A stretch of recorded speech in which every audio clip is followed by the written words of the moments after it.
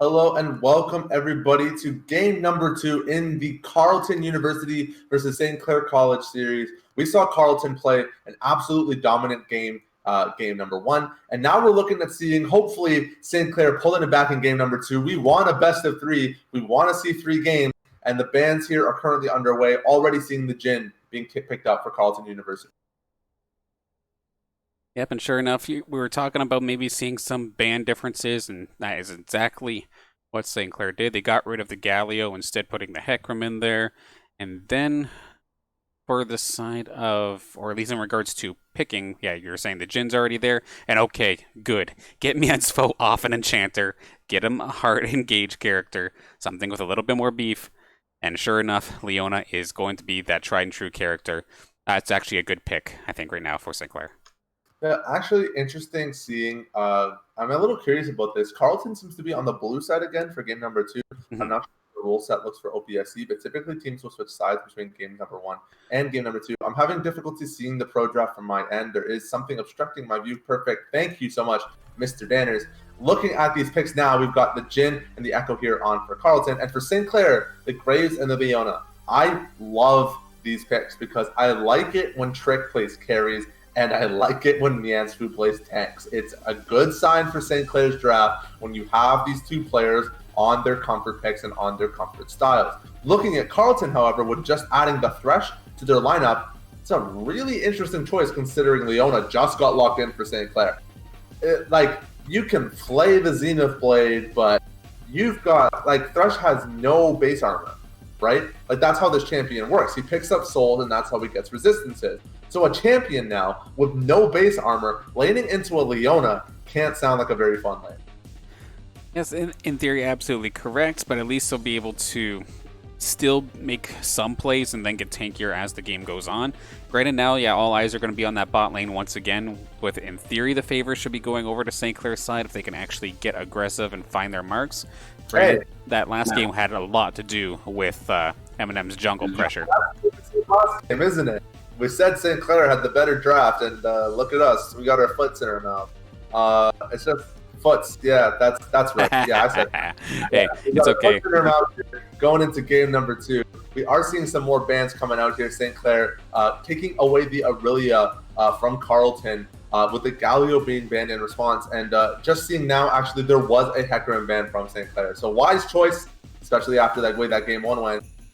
Looking at the Echo maybe going into the jungle for Carleton, it is a flex pick. That being said, quite likely it goes into the jungle here. We don't see a lot of Echo mids these days. It just has a lot of losing matchups.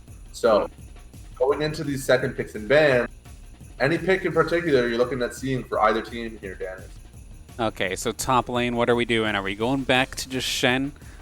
Or either side, actually. Who's picking up the Shen? Or are we just going to ban it away and make me look silly? Absolutely, that's what we're going to do. So Shen taken off the board. And then Orin is also taken out as well. No Mord, so trimming the fat a little bit on that top lane champion pool. Both players going to be digging deep to try and find something to pick this time by. Do we see the Gator for St. Clair? Could see Renekton come on out? Or are we going to have something a little bit calmer, a little bit safer? I think the Gator might be a little bit of an overextension here on St. Clair, especially since they're already running a carry in the jungle. I like this Volibear pick because it does provide some of that carry element that you were referencing in the Renekton. That being said, Volibear can play a very good tank game. And especially now, ever since that rework, the ability to ult those towers and disarm those towers for 3 seconds makes this dive comp from St. Clair look incredibly scary. Yeah, this game looks like a complete 180. Instead of trying new things, this is a composition that they've essentially beat to death in the best way possible. Was that Nico picked? Because it looked like the timer ran out. The Nico is locked in. That was a choice. Wow. Okay. Well, there's a blast from the past for sure. Haven't seen Nico in forever. Usually we see Nico in the top lane, in fact, and that's where it was popularized. Looking at Carleton's draft here, it's likely that the Echo's jungle, but honestly, a lot of these lanes are still up in the air, so St. Clair's really going to have to think this through here with this next pick. I personally would love to see a Syndra right now. I advocated for it last game. I think it's a very good pick here. Yeah. St. Clair trolling with the Heimer. Heimer for the fans. Yuri, I was talking to Yuri about it, and he says he keeps trying to get his team to pick Heimer, but they won't do it.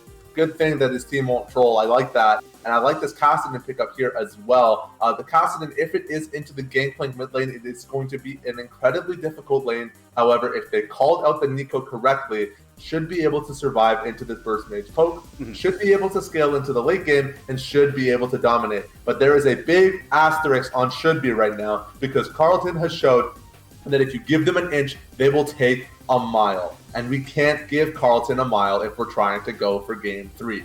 So, going into game number 3 now, everything's up in the air. I do have a little bit of an update here from the lobby chat. Apparently, their Carleton's side pro draft was starting to mess up with them a little bit. That Nico pick is not what they were shooting for. It is, in fact, an Orianna. Yeah.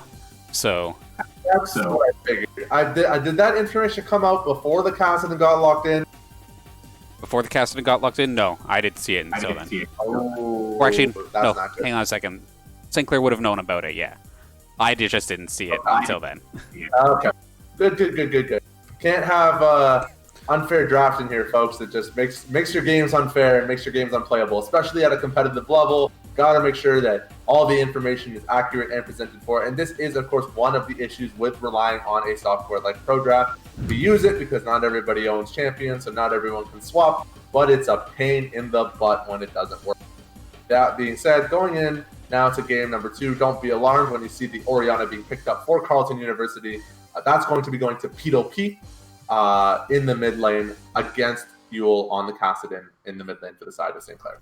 Yeah, we were originally looking to see if there was any sort of lane swaps or anything happening, like who's going to be playing what. But yeah, now that we see that this Nico is actually an Orianna, Gangplank probably going up top, and then Echo in the jungle. We've seen St. Clair get torn up by an Echo in the jungle before, early in the OPSE season. I'm trying to remember which match specifically, but they let an Echo just go on an absolute tear like how Eminem did with the Hecarim. But then game 2, they were able to adjust it. That being said, they don't have time to adjust.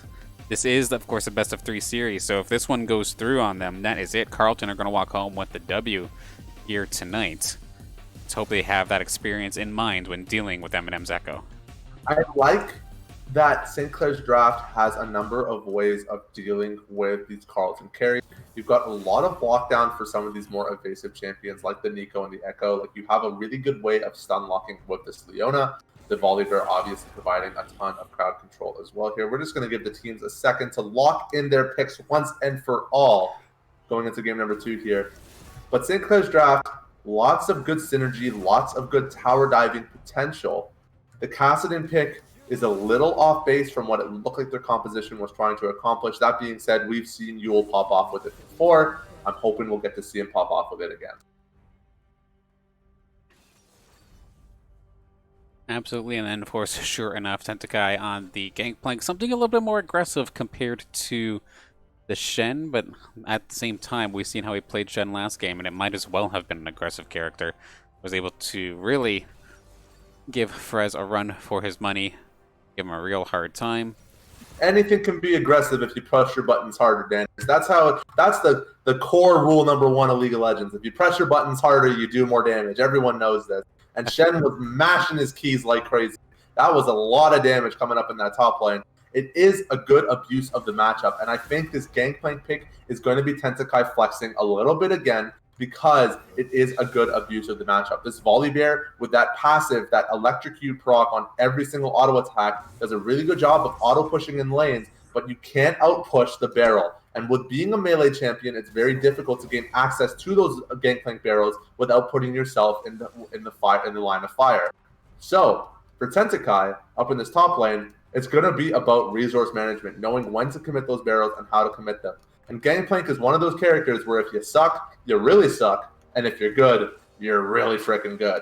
So I think the top lane is definitely going to be a good place to keep our eyes on here for in this game. And the bot lane, of course, as well. Lazi and Miansfu, they've loved this combo, this Callista Leona. It's a very kind of, what's the word? Historic combo? Can we say historic? Like it was like classic from when these two champions, when Callista was first released, to combine her with something like the Leona or like the Taric and get a really aggressive tank support that you can just yeet right into the enemy team. Exactly. I think she's going to be happy to have that Leona there in this lane. And like we've said about Miansu on this Leona, this man just pulls games out from a hat and runs away with them. Definitely looking forward to seeing how St. Clair adjusts now that they're on a team composition, like you're saying, that's much more practice. We've seen them all on these champions at one point or another throughout the season. There's nothing new here, nothing out of place. I feel like every single time we've seen Mensfo pull out the Karma, it got completely squashed, but that's not going to be the case this time here. Back on the champions that we all know and love from our Saints players. So we throw it back to us for the moment. But shall be a good one nonetheless. I'm trying to think of proper ball delivery system combinations for P-Tal-P. Would have to, throw it onto Thresh diving in or something. Maybe the Echo as well. I'm trying to see how their team comp will work out. I'm going to get myself adjusted here. My chair is doing some funny things to me right now. But yeah, I think you got the Echo there as definitely a good option. The Gangplank, not the best top laner to equip a ball to, for sure. So you've got your Echo. And you also have your Thresh, right? Your Thresh having the ability to jump himself to the hook once he throws it out. So you can give him a ball. He can slide right on in there.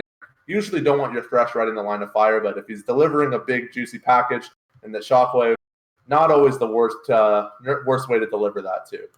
So are a couple ways of combining these abilities here for Carleton. I guess as the game goes on as well, when that Thresh starts getting tankier and tankier, that could be more of an option as well. But yeah, maybe not so much as he's just starting off with none of his resistances and armor.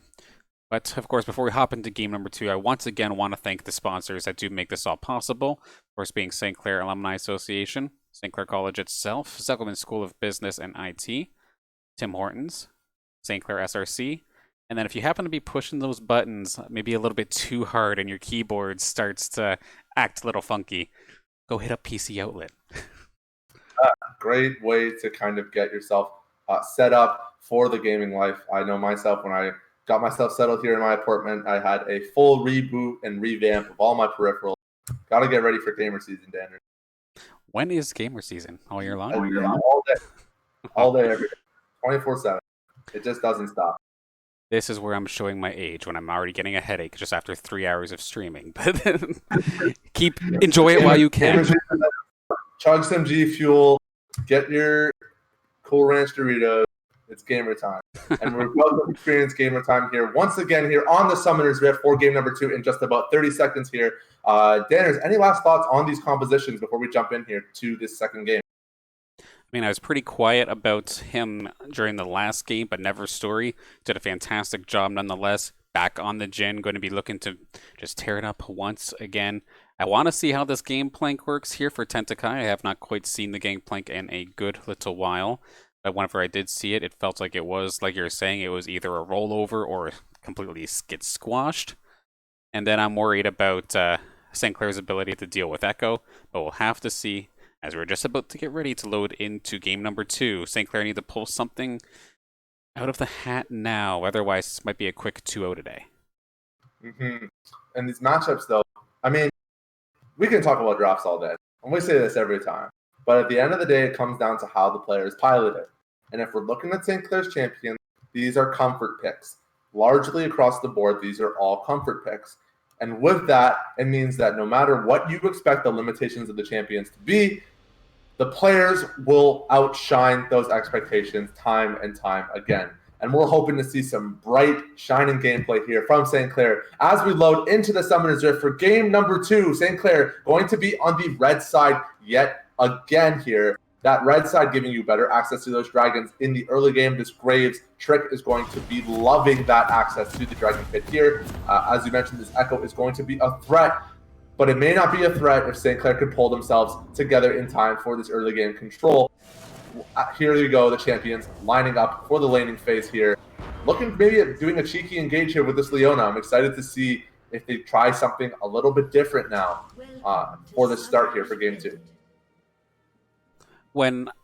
Just a moment ago, I just got the confirmation to see how the sides worked, and sure enough, whoever does go down in the game, whoever loses, gets to pick which side they want. So St. Clair just extremely comfortable on this red side compared to the blue, I know when we were looking at the Drury Esports Invitational as well, that's something that seemed to always come up, where red side, they seemed extremely comfortable, their strategies were working just fine, but when they were on blue, they felt a little bit out of place.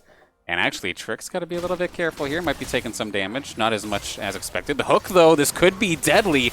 Trick might have to blow a flash, but he might be able to just walk out just fine, pops a potion, and gets out of dodge without blowing anything, but that could have been bad. Unfortunately for Trick, it's going to mean that his jungle Clair is going to be a lot less healthy than he would like. He's probably going to have to rely on Frez here for a much longer leash, which means that that top lane is inadvertently going to get held back from that as well. For St. Clair, this Graves is largely the way you're getting out of this early game. So that early game poke, even though it didn't result in a kill, is a pretty big win for Carleton here as well. To your earlier point about the sides, red side, it's advantageous for a number of reasons. The main one being that in a tournament draft setting, you have the ability to counter pick early. On blue side, you get priority pick. If there's a particular pick you're looking for, you'll find it every time. But on red side, you get the ability to counter pick, not just the first pick, but also the second 2 picks as well, at kind of a more advantage. I think it's 3 counter picks versus 2 here. We're seeing a little bit of an engage here in the bottom lane now. Niansfu going in for that quick poke on that Thresh, but see, that's what it looks like when you have no armor. He took 3 auto attacks, and he got chunked for almost half of his health pool.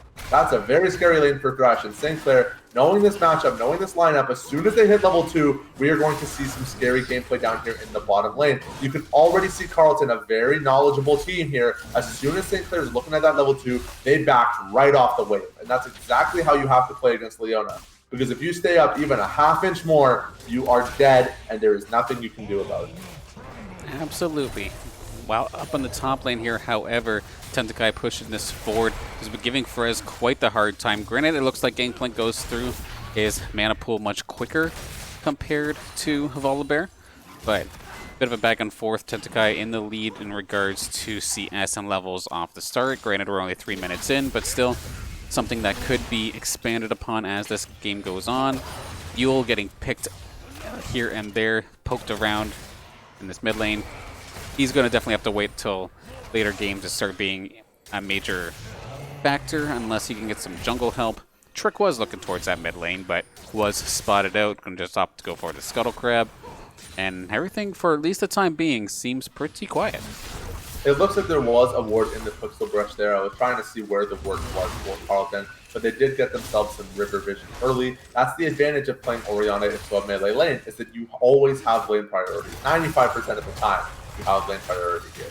And this top lane priority doesn't matter. It's just a fight to the death. And these Gangplank passive burns are starting to look brutal for Volibear. We actually see Eminem looking for a dive up in this top lane. We saw it from him last game, that early gank into the top side. Frez might be looking to punish this. It's a little bit of an overextension here, but Eminem is going to walk out of there with his life, and it looks like he's still going to continue to hover. They want this kill onto Frez, and with Trick being very clearly off into the bottom lane, we saw him with that gank onto mid lane, it's going to be hard for Frez to find his way out here. He has the Echo Stun there. He doesn't actually flash out of it. I wonder if he could have made that flash, but choosing, just like last game, preserving the flash and taking the death. That's first blood goes to Carleton.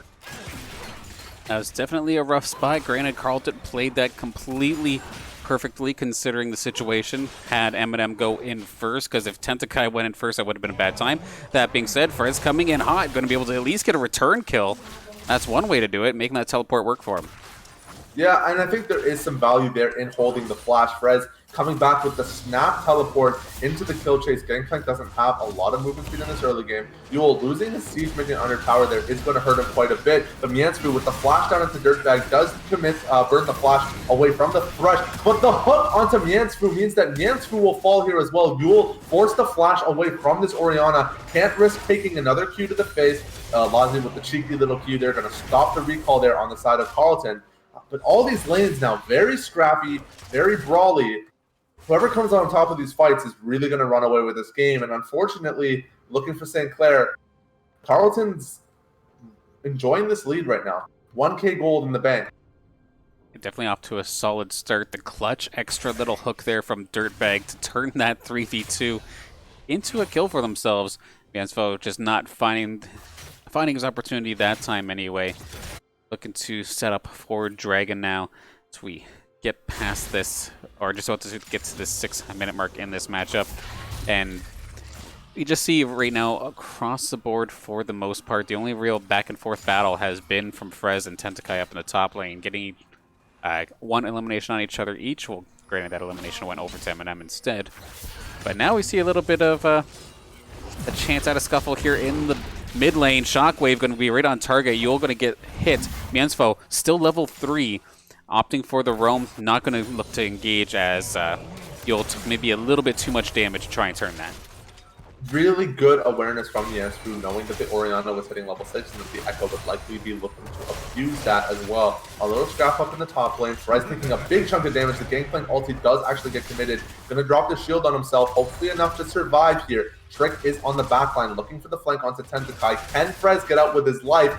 Not likely here, as that Q burn chases him and burns him down here. There's the Q over the wall with the ward here. Can Trick find this kill here? That's a lot of healing from Tentakai, and the barrel is so much damage. This is looking like a pretty good Gangplank outplay with the flash being committed as well. Trick looking for the kill with the Q, can't find it. Duel getting dove here under the mid lane tower. When the fight starts top and finishes mid lane, it looks like, and there is actually going to be the escape here from M&M, getting the ultimate down, but the turret finding the kill reset. Tentakai does manage to escape in the top lane here. Trick forced to just farm out the wave. Not level 6 yet, did not have the ultimate available for that team fight.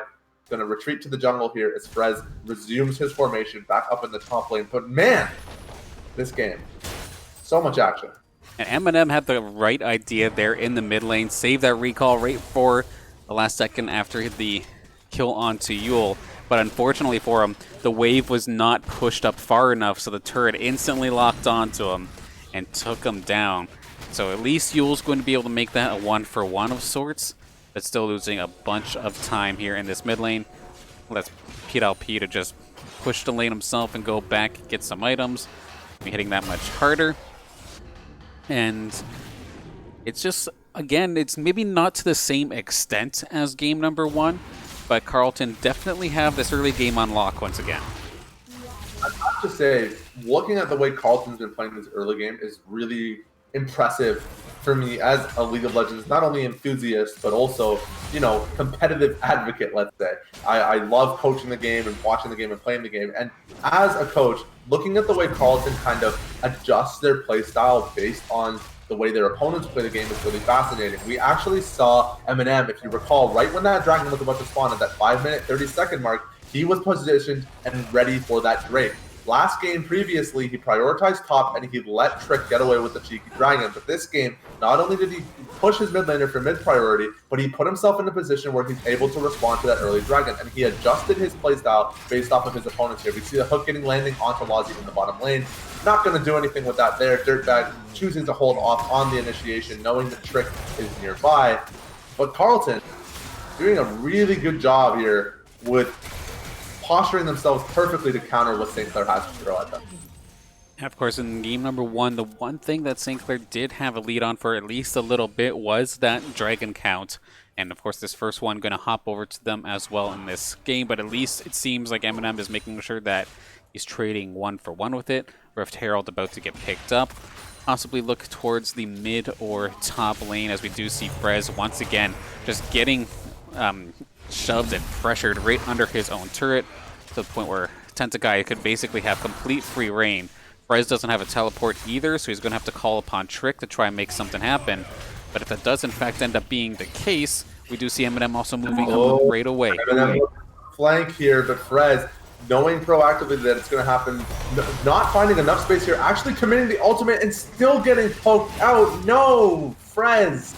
Unlucky up in that top lane here. A little bit of a fight breaking out here now. The Flay does get committed by Dirtbag onto Miensfu. Going for the cheeky little hook. Is going to get the cooldown reset. Not going to look for anything more. This Rift Herald being committed up into the top lane. The Gangplank already has a 40 CS lead, and now you're giving him turret plates. Yule, the shockwave coming down from P2P onto Yule in the mid lane. There's fights in the top lane. There's fights in the mid lane. There's fights in the bot lane as well. The Callista ultimate coming down onto Dirtbag. The flash forward doesn't find the kill. Never Story with the execute right there.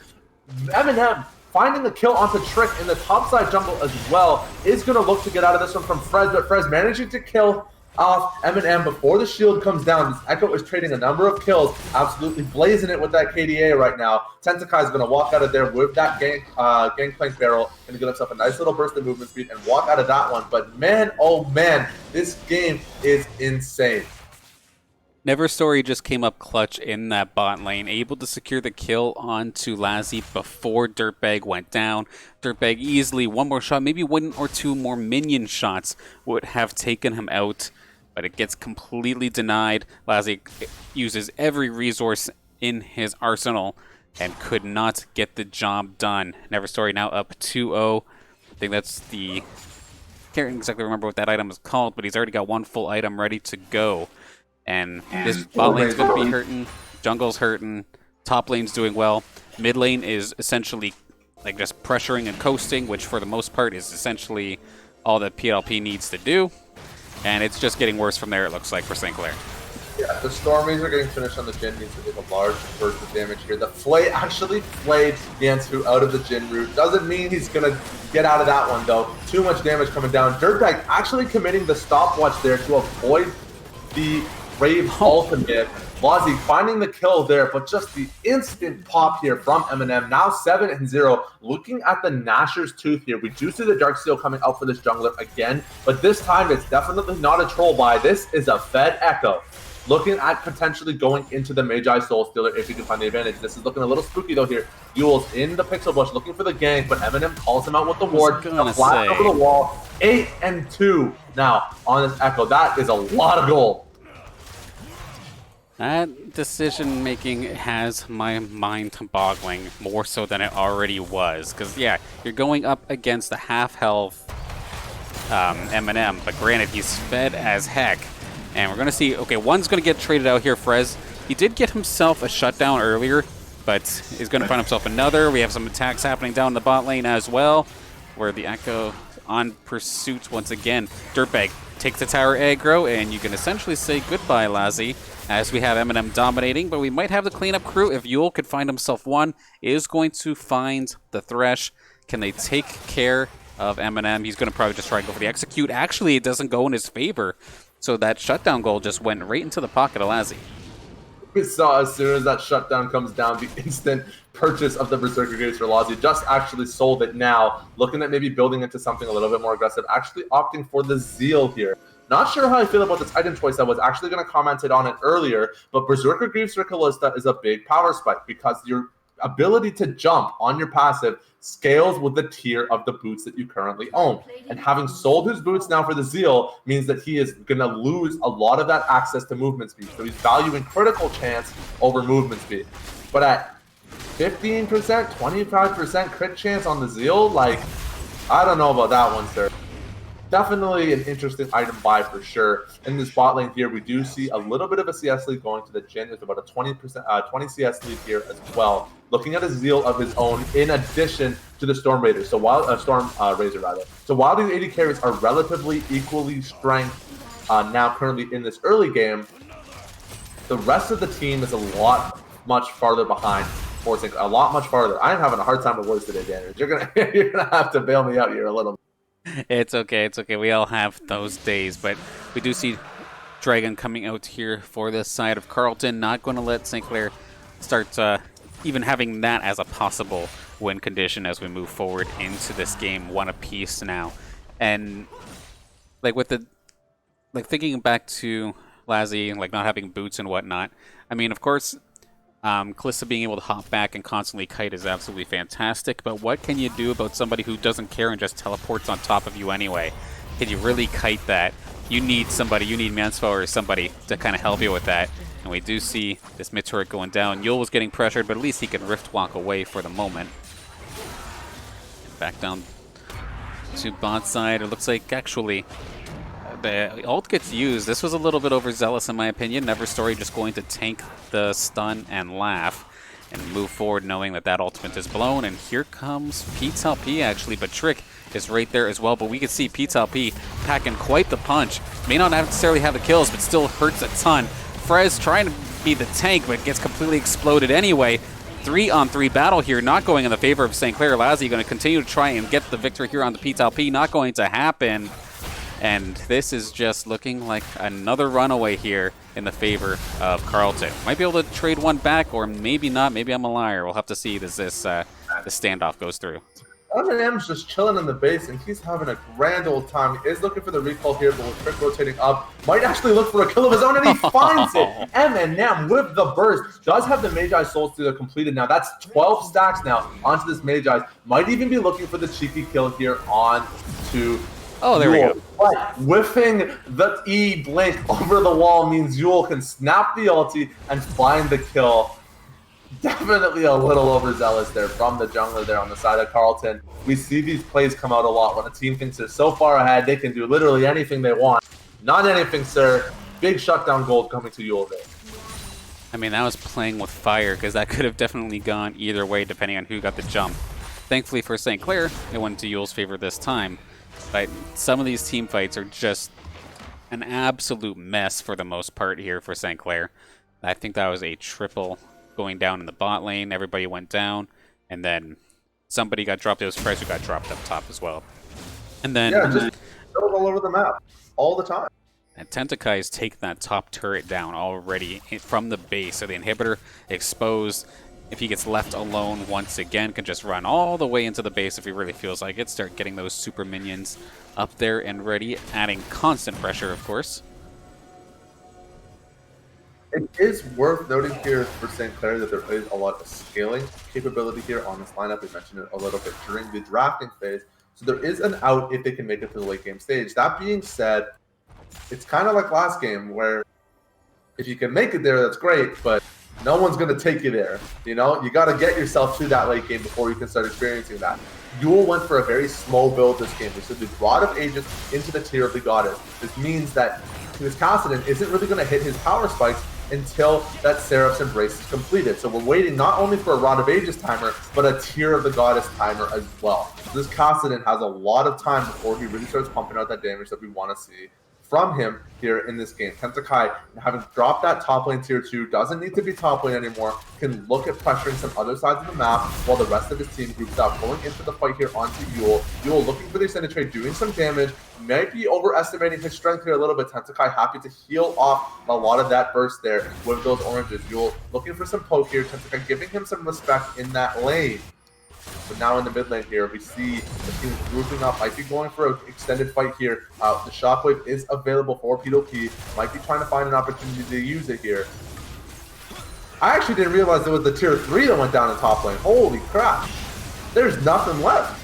You see a little bit of a fight here now in the jungle, but that's big. When you said tower, I thought you meant tier 2. When you said tower, I didn't see it was the tier 3. Oh my gosh, that's very scary. Yep, take your eyes off that top side for one moment, and it could be curtains. As we now see Jin start firing the ultimate off, but Never Story is going to try and get one more shot. Doesn't quite find it. Shelly going to be getting some big tower damage here. And did he just actually get the ball camouflaged by Shelly? That might have been pretty sick. Solid shockwave there. And another huge hook from Dirtbag to find one more elimination. Gets the ult from GP to slow him down a little bit further, and this mid turret might go down without a hitch. Never Story relatively low, but he is surrounded by tanky bodies. And we actually see Carleton split up. They want to try and get both these inhibitors. Yeah, I mean, at this point, what are you going to do, right? Like, I think there was a way for St. Clair to win this game, but that window was passed. That time has gone by, and it's looking pretty doomed. I don't want to be a naysayer, but it's 19 minutes and 30 seconds, and you're down 2 inhibitors. Mansfield even X-flashing into the minion wave. I think he's having a little fun with it now. That dragon now, that ocean drake, it is yet another ocean soul on the map. So not only an ocean soul here, we are actually going to find a kill onto Never Story there as well in the top lane. There is the flank there from Yule on the Cassidy here, finding that bit of burst damage that he needs to take out that kill. But again, it's towers, it's inhibitors, and it's ocean souls. And Carleton is just loving the way that this map looks right now. Yeah, Carleton still have every single one of their towers. That hurts. Ooh. Definitely yeah. And I mean, with a comp like St. Clair, there's always the Hail Mary, everybody press R and see what happens. And you might be able to find it. I'm not going to lie. It's always possible. You know, anything is possible. but with a 12-4 Echo, with a Death Cap and a Magi Soul Stealer at 20 minutes, running the map, pressing the delete button on half of your lineup, doesn't look too great. Yeah, it's not even just the squishies at this point either. I feel like something like the Graves or even Mansfo could go completely like 100 to 0 in a second. Dirtbag gets caught out, but he's going to be able to flash aside. But yeah, as we see, Eminem looking for a possible engage, throws a stun out, but St. Clair opting to retreat, probably wisely so. And that was just a single Q coming out there from Eminem and chunking a quarter of the HP of the tank on the side of St. Clair. So this is going to be extremely hard for St. Clair to try and properly engage, considering how many factors they have to think about. And they're going to try and actually pull it off. Dirtbag's actually going to find the kill onto Mansfo, as we see Lassie trying to do the 1v1, but it does not matter. Eminem just does not care, instantly blowing him up. Frez is kind of stuck between a rock and a hard place here. No flash to get out of dodge. Yule and Trick, the final ones alive here. And nobody is going to make it out unless Trick can somehow run all the way to the base, maybe camp there and just wait for the team to hit their Nexus. Because this is looking like a bad time. Just run it down mid at this point, close it out. Looks like we have ourselves a quick one today. Yeah, I mean, we thought game 1 was fast, but game 2, 22 minutes, and they're breaking down the Nexus. Carleton University, well played. Absolutely. Really good job from them in game number 2. Like, man, their macro was insane. The way that they move around the map was insane. Their ability to play the lane, insane. Like, it's just really good League of Legends coming out from Carleton. And I think if you're St. Clair here, once this game's over, you're looking at this VOD and you're taking notes, you're studying furiously. You're getting ready for that next match you got coming up down the line here, because there is so much you can learn from a good team like this. Well, Carleton with an absolute fantastic adjustment compared to what we've seen during the preseason, where preseason it was a back-and-forth game even then. But now, I don't know what it is, but they definitely turned it up to 11, absolutely putting a clinic on our Saints tonight, which obviously that one's going to hurt a little bit. But of course, you've got the VODs, you got the replays, and you had two different kind of experiences, I would say, because you had the one where they tried something new. And then this was the like tried and true main lineup, so to speak. If they got the champions they wanted, the ones they always play. And if anything, it actually went down quicker, which is a little odd, but it is the case sometimes with these scaling compositions. Sometimes they just get shut down without question, don't get the time to get something started. And I mean, when you have Eminem, who's just adding on an additional carry threat from the jungle, dude went 14-4-1 in that game, was hitting everybody like a truck. Nobody was safe, and it was just too far gone at that point. Yeah, I mean, looking at this team for Carleton, Eminem played out of his mind. He played a really good jungle game. He had really good map movement, really good rotations, knew to abuse cooldowns, which you don't see a lot from junglers. And on top of all that, still managed to find 160 creeps in 22 minutes. Like, that is just really exceptional jungling. When not only are you dominating the map in kill participation, but in creep score and farming as well. So junglers, take notes, keep your eyes on this one. Definitely a lot we can learn here from this Carleton team. And it was just a great game to watch, obviously. Absolutely. And of course, we give a ton of props to, well, Eminem, but we give props to Carleton as well, like to everybody, because even though we may not be saying some of these other players as often, they were still massive factors. I mean, Neverstory on the Jhin, once again, just quiet as ever, but still the assassin and getting involved with only 2 eliminations today in this second game, but still 11 assists while only giving up 1 death. Dirtbag, I feel like I was calling his name out pretty consistently for starting the fight properly. Even when he went down, his initial hook was oftentimes enough to get things started. His death may have then turned into a triple, which is absolutely fantastic, of course. Tentakai just kind of kept himself up in the top lane for the most part, but pushed all the way down right to the top inhibitors and was a threat in that sense. And P, of course, last but not least, with the Magi's himself, but a flawless 4-0-3. So, everybody on the team. P is the silent assassin. He doesn't do much. He doesn't say much, but he's there, and he is very relevant on this map. He's not getting these big flashy solo kills. He's not making a montage, but he is a very prominent and dominant mid laner. He's getting really good farm scores and impacting the map in very meaningful ways.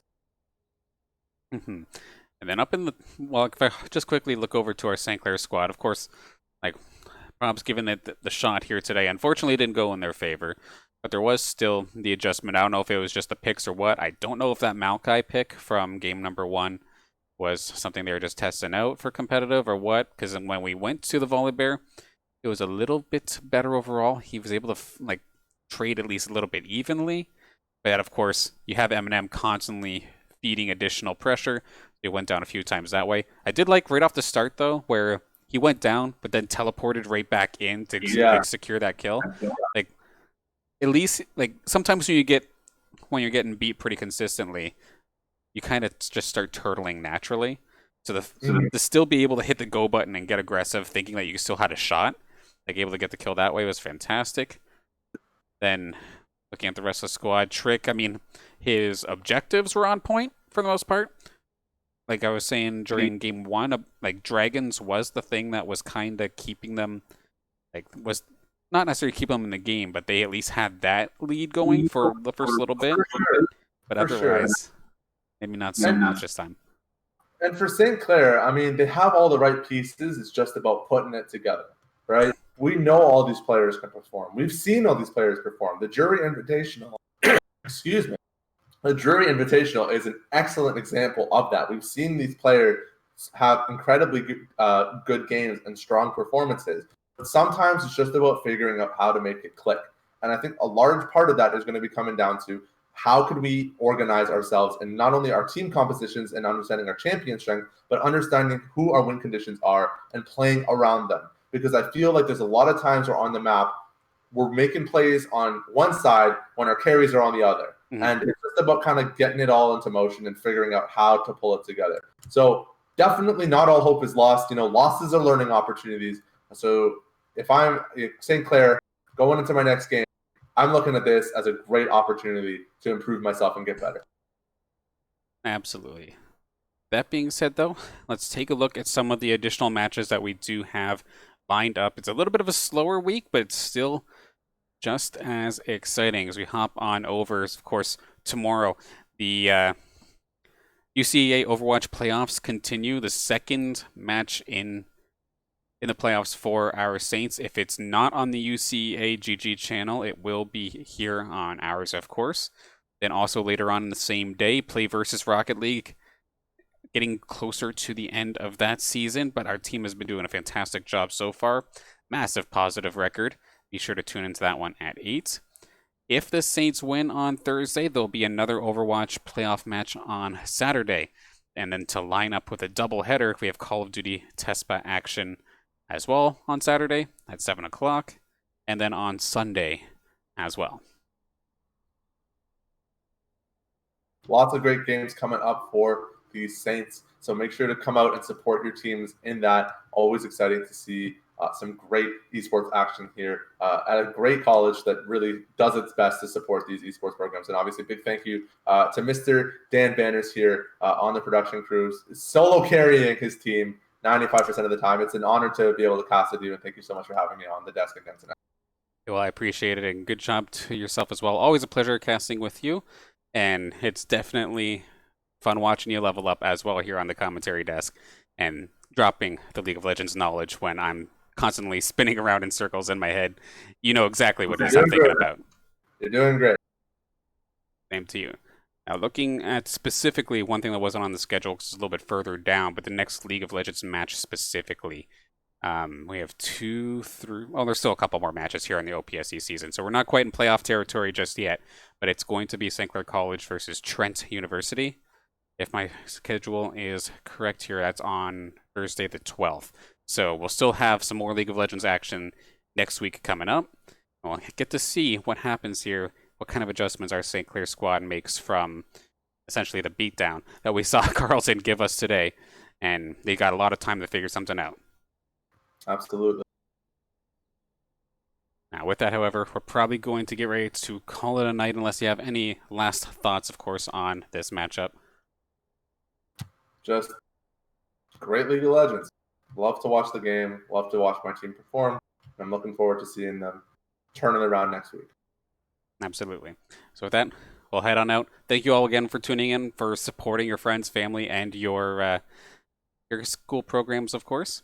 And we'll see you tomorrow for Overwatch and Rocket League.